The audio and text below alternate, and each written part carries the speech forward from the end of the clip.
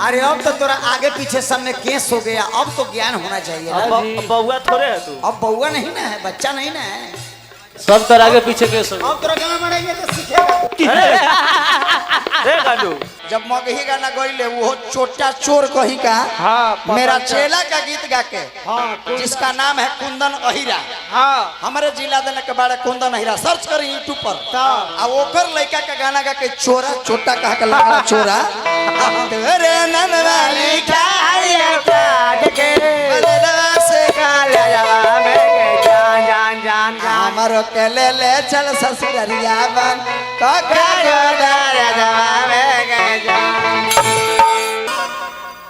गोदरेजवा के चुतरवा इन्हें ला के कहता कि गोदरेजवा है, इसका गोदरेज में खाली गोबर होगा कहता कि गोदरेज में गोदरेजवा कह रहा गुण करे। अरे अरे हम तो गोबरों खींच दी हिले। अरे कहता कि गोदरेजवा गोदरेज में तो मैं सामान जब एक चेला के गीत गावल बा तेकर चेला बहन चो से पूछना चाहिए कि तू गोदरेज में भाई बन के गया था रे बहन चो कि तू क्या कर गया। ये सरवा से सरबेटवा से हमरा पूछे के चाहत रहे, ये वो जब पटमौरी बांध के गइल रहे हमरा से काहे पूछा था रे तोरा चेला के गीते बा ठीक बा मानता नहीं, तोरा चेला कुंदनवा के गीत बा कैसन के जामल बा कि उ साला गोदरेज में बन होके गई रहे। बढ़िया तो तू हो गेले हो। फुआ के चुड़की बांधो से पूछिए तो तनी जाके 27 में आइल बा जवान, लगत निर्गुण के लगे गावे। गीत कौन गावता? जब से गवानवा के दिनवा धराइल जोड़ तोरा बहिन जा समाजो चिन्हल जाला। हम लैया के कहानी है, लैया के कहानी है।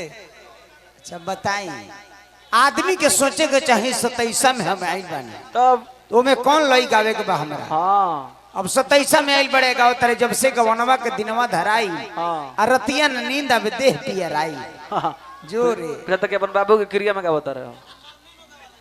ये सब मरने में गवाला, ये सब 27 में ना गवाला। सब ठीक हो जाइल के मगहिया कदहिया ठीक ना होई ना, साफा खत्म भाई तब भाई। आपके पादे ना आवे बेटा शंख बजावे। अरे तरह गाना में गुद्दे ना माये हो गो। हमारा सोझा जब के बने लगेला नु, हाँ, त हमर झरके लगेला एक पट्टी से भाई। कहब ना भैया, हाँ ना बनबो तो बहुत अच्छा बा, तार लेखा केहू नहीं के, अब बने लगलो तो हमर झरके लगेला। हई बाघावा बैठल बा, बाघावा और मैं ट्रेन में भीख मांगे लग रहा हुआ बाके कहता नहीं। हई बाघावा बैठल बा पजरिया हो, अरे चवरिया हो डोले मुड़ी काहे ना डोलइबो लगवे 30 किलोमीटर घर बा आ तब 10 बजे पहुंचता रह। अब तो चानी काटता रह कि जब जब प्रोग्राम होता गुड्डू से तब तब गुड्डू शुरू कर देता। ये महीना में 3 दिन तहरा से फिर प्रोग्राम बा, अब हम हुई 11 बजे पहुंचब तब तहरा तो वैसे आदत ना छोड़ब, खर्च करता से पैसा पहले ही डलवा लेता रह आ पहुंचता रह 10 बजे। आदत छोड़, समय से आवा, समय से आवा। अब देखो समय तहरा देखे नहीं खावा तो घड़ी नहीं खा तो घड़ी दे देता नहीं, हम खूब देखत रह। ले लो, अरे भाई ले लो ले लो रहबे रंगला चुप के। हां यही घड़िया लेबो, यही घड़िया लेबो, हई घड़िया ना लेबो, हई घड़िया घड़िया वाला सुइया ना ले जाबो, घड़िया वाला सुइया ले ले जा सुइया। अपना मन के शाम सुंदर, आ लोग कहे गई तो लंगड़ा। अपना मुंह से अपन बराई, सुअर कहे सिरवा के भाई। कहत रहे कि हम बार बार इनका से महीना में 3 दिन गाई ले, अब पहले हम ही शुरू करी ले। तो बाप क्रिया खा के कहत। अब अगला दिन से हम 11 बजे आई। अच्छा दिन में आइल बड़ो आ 3 बेर दाल भात तरकारी खैले बड़ो, तार पाहुन से धई हना के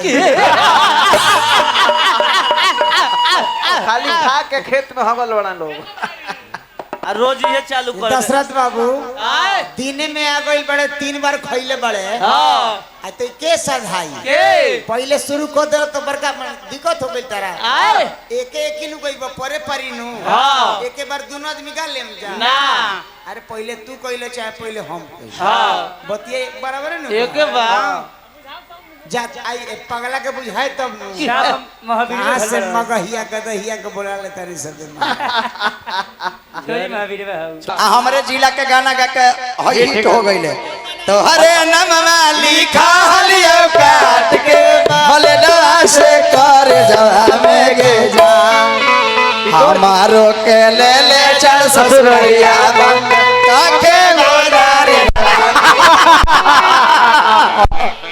दूगो रोटी बढ़ गेल मगहिया गीत गा के हाँ हमरे मगह गीत गा के न तो इनको कोई मार्केट में जान रहा था ना पुराने कलाकार हैं तो बीच में दब गए थे तो मार्केट इनका ऑफ हो गया था मार्केट गिर गया था जब मगही गाना गईले वो छोटा चोर कहीं का मेरा चेला का गीत गा के जिसका नाम है कुंदन अहिरा हमारे जिला देने के बारे कुंदन अहिरा सर्च करें यूट्यूब पर आ ओकर लड़का का गाना गा के चोरा छोटा कहा के लगा चोरा तेरे ननवा लिखा है काट के बलरा से काला जवा में के जान जान हमारो के ले चल ससुरिया बन काका गोदारा जवा में के अच्छा दशरथ चाचा हम रउआ सबसे पूछल चाहता ने कि लड़की के बियाह होई आ उ ससुराल अपन जाई तो ओकरा जोरे के जते लभर जते के ओकर भईवा जते साथे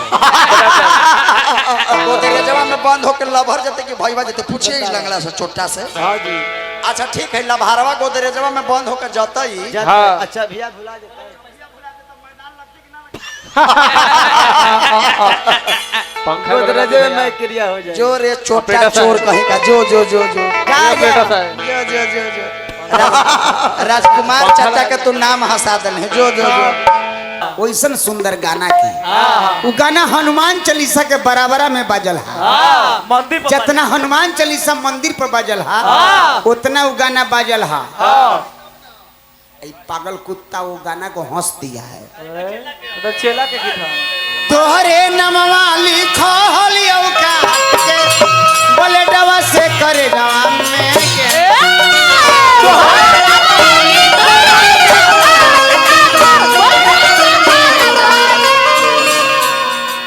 लई कोनो आज के नहीं खे ना लई हमने के गुड्डू के दादी के उम्र के बाई हमनी के दादी के माने पुरनिया लोग के जब बराती द्वार पर आवे ओ समय लई गवाए कैसे 4 दिन के भूखल बरतिया गुल्लर तोड़ी तोड़ी गुल्लर पर से गिरल बरतिया फूटल दुनो मैया करे दावा रे बरतिया बहिनिया टोवे रे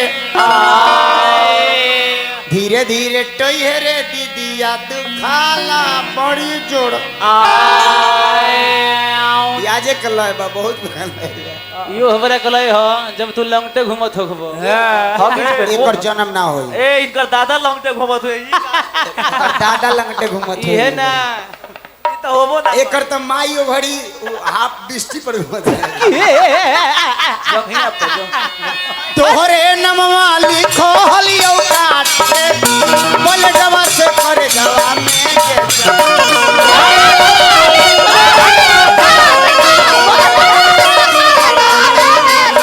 तोहरे नमवा लिखो हलियो काट के बोले जवा से करे जवा में के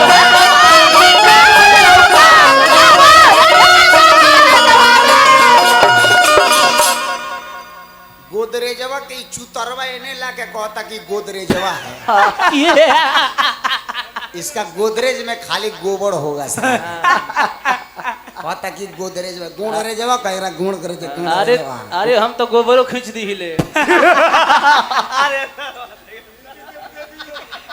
कहता कि गोदरेजवा है गोदरेज में तो मैं सामान जब एकर चेला के गीत गावल बा हां उ एक तेकर चेला बहन चो से पूछना चाहिए कि अगर तू गोदरेज में भाई बन के गया था रे बहन चो कि तू क्या कर गया। भाई ध्यान दो, ध्यान दो, बड़े बड़ाई ना करे।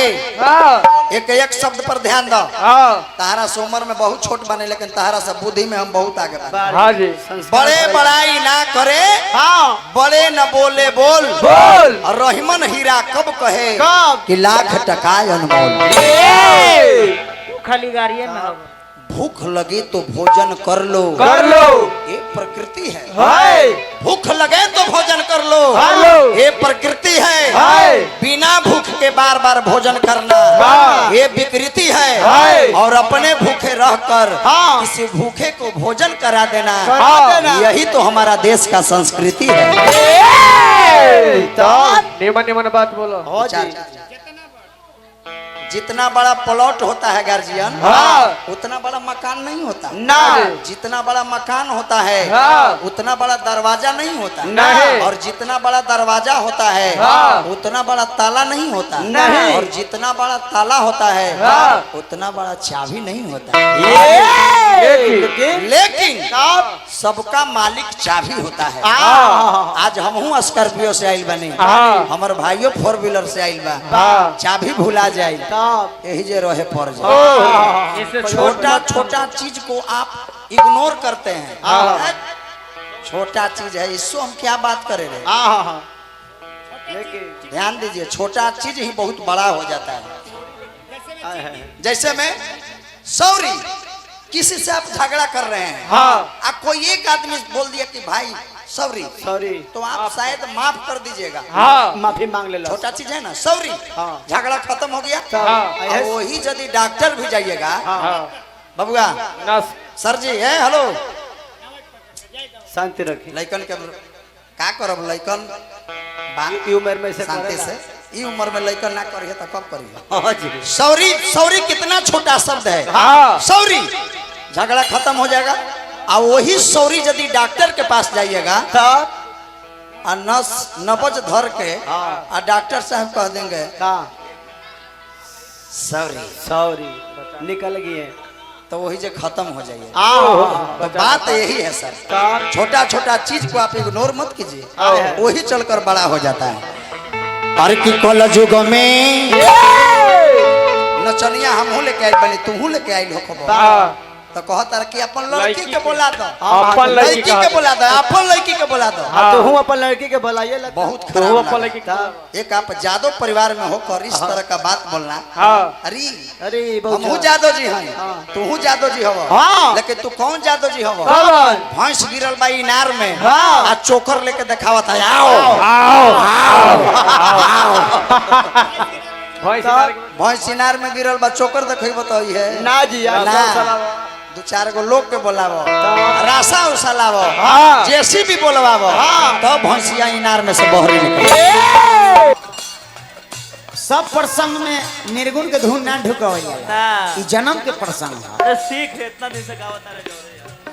अरे अब तो तोरा आगे पीछे सब में केस हो गया, अब तो ज्ञान होना चाहिए ना। बउआ थोड़े है तू, अब बउआ नहीं ना है, बच्चा नहीं ना है। सब तर आगे पीछे के सब। अब तोरा गाना बढ़ेंगे तो सीखेगा। गांडू बताओ बताओ, अब तेरा केस हो गया सब में, अब तेरा ज्ञान होना चाहिए। निर्गुण का लय सब प्रसंग में नहीं ढुकता है, निर्गुण का लय कोनो कोनो प्रसंग में ढुका जाता है। बेटा कह दो हे जो मांगो ता लाखे, आ बेटी के बेरिया लागो ता काखे, बेटवा के मांगो ता लाखे, आ बेटिया के बेरिया काखे। तेरा बहिन का करैली में गुआ कर। अच्छा, ई गाड़ी हो ना, ई गाड़ी हो ना हो। रे तोरा मतारी के दादी के बेटी बहन प्रणाम। प्रणाम प्रणाम। मनी मिराज के वीडियो देखो, प्रणाम। गाड़ी गावे वाला हम बेयासना है ना, आ तहरा के कतनो लोग समझई है, तहरा के मरी है, गाड़ी दी है, तबो तू ना मानबे ना। तू हथियारे के भरोसे कूदे लो। हाँ जी। हम तो लांगड़ बानी, हमरा का कह है? देम तो हमारा लोग का मारी? हाँ अरे जरा भगवाने खुद मार दिया है, उसको इंसान हम क्या मारे? क्या मारेगा? मैला पे का ढेला फेंकल जाओ। तो ये सर्व बार भरोसा नहीं माना। अतना माई बहन लोग के हमारे गाड़ी दिले बड़े, आहा, जा जा। हम वो परिवार में से बानी। मुन्ना बाबू चकरमन सोना सोना राय चकरमन के देखो आहा गावत नहीं थी तब पैसा मिले मिलत देखो लोग बढ़िया गईबो तो लोग कही कि हई हो ले लो हाय ले ला प्राण ले लो बढ़िया गईबो तो लोग पैसा दे कि हई हो ले लो ले लो। आ बढ़िया ना गईबो तो लोग कही कि हई हो ले लो ले ला गाना पर पढ़ले चल जा घर तक और खातिर हम प्रोफेसर बानी। बानी लेकिन ना ना जब भाई, कमेटी से आग्रह है कि दोनों ब्यास गाड़ी नहीं सब गाना जना है हां तो तू गाड़ी गावता रह तो कहता रह कि गुड्डू तहर माई के तहर दादी के तहर बहन के प्रणाम प्रणाम एकर जवाब हो सकेला का तहर माई के तहर बहन के तहर बुआ के लेब आशीर्वाद आशीर्वाद आशीर्वाद ले आशीर्वाद लेब आशीर्वाद हेलो हेलो हो सकेला तब कहे न लेकिन ना ना ना मुंडा गेंडा स्वामी जिस दिन से तू खेल खेल रहा है मैं उस दिन से खेल रहा हूँ जिस दिन तेरे पापा राजकुमार यादव अपने बालों में खिजाब लगाया करता था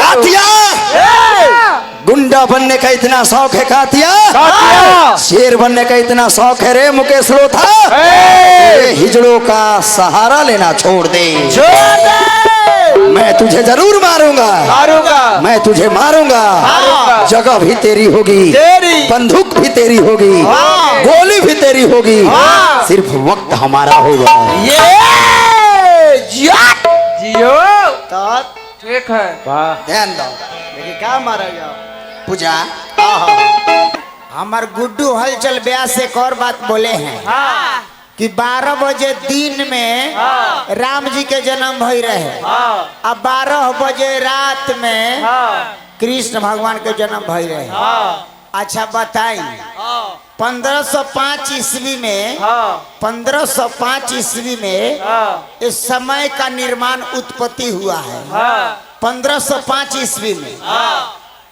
आ द्वापर युग कब हुआ था त्रेता युग कब हुआ था वो बड़ी 12 बजे रहे रात 12 बजे रहे दिन अरे भोंगला रे अरे मगहिया गदई जबकि बड़ा घड़ी रहबे ना कोई रहे अरे वो घड़ी घड़ी रहे रे घड़ी रहे अरे त्रेता में द्वापर में घड़ी रहे वो घड़ी ई सोचता माने 12 बजे रात में घड़ी 1505 ईस्वी में घड़ी का आविष्कार हुआ था अरे साला नहीं पढ़ा है तो कम से कम ज्ञान करो अरे बता हमनी के सामने हवा मत बनो सो जोन बना तो तुम बोलते तरह मास्टर अब हमारा कहतर के व्यास घड़ी के निर्माण भइल बा 1500 कुछ ईस्वी में 5 में आ त्रेता युग द्वापर युग सतयुग के तू कहानी गावता रह कहा तारा 12 बजे तो ओती घड़ी 12 बजे कहता रह तो 12 अरे अरे पहले के हमारे बाप दादा पूर्वज लोग चंद्रमा को देखकर रात्रि में समय ले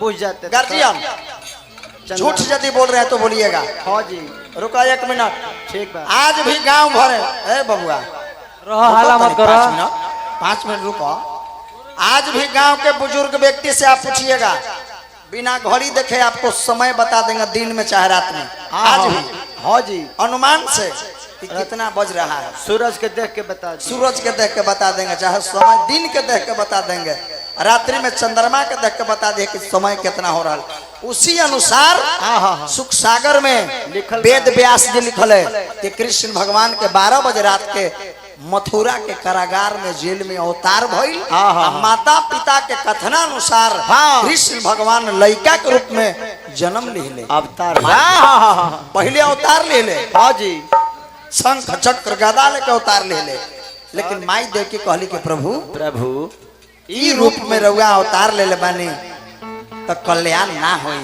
रउआ ये जगत के कल्याण करे खातिर बाल अवस्था में आई वही कृष्ण भगवान बाल अवस्था में आई। तक तो कहतर के पापा हमको गोफुला में छोड़ दीजिए तका तो कृष्ण भगवान जन्म ले ले कहता कि पापा पापा हमको गोखुला पहुंचा दीजिए